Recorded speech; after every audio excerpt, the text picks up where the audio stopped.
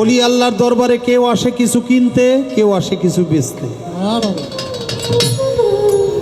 এখান থেকে কেউ তকদির কিনে নিয়ে যায়, এখান থেকে কারো তকদির খোয়া যায়।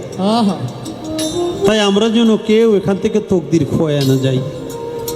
আমি আসতে আজকে যে কষ্টটা হয়েছে, সেই কষ্টের কারণে ঘরের মধ্যে বসে আল্লাহ যেন মাফ করে এমন একটা কথাও বলে ফেলছি যে একটা বাড়ির জন্য রাস্তা হয় না, রাস্তা দেয় না।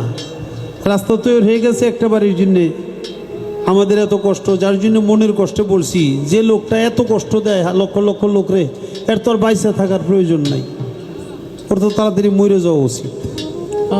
আল্লাহ যেন মাফ করে, আমার কথা যেন আল্লাহ না শুনে, আল্লাহ যেন তার হেদায়েত দেয়। আমি ভুল করছি, সে ভুলের জন্য আপনাদের কাছে ক্ষমা চাই। আর আমরা যেন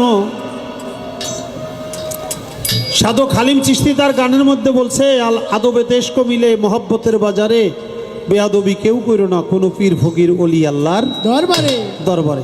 আমরা যেন এখান থেকে বেয়াদবির মাধ্যমে আমাদের তকদির যেন পোকা না ধরে, আমরা যেন একটু আদব সম্পন্ন লোক হই, সেই অনুরোধটা করব। আজকে ভক্তের পালায় একটি প্রশ্ন বড় চমৎকার, প্রশ্নটা খুব উচ্চ মার্গের প্রশ্ন,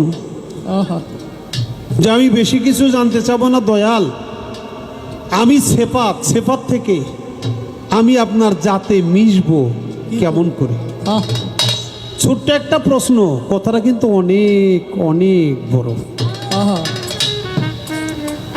আমরা হাজারটা কথা শুনতে পারবো, হাজারটা কথা বলতে পারবো, কিন্তু হাজারটা কথার মূল নির্যাস কিন্তু এই কথাটাই, আমি আপনার জাতের সাথে মিশবো কিভাবে? লালন সাইজি তার গানের মধ্যে বলেছে,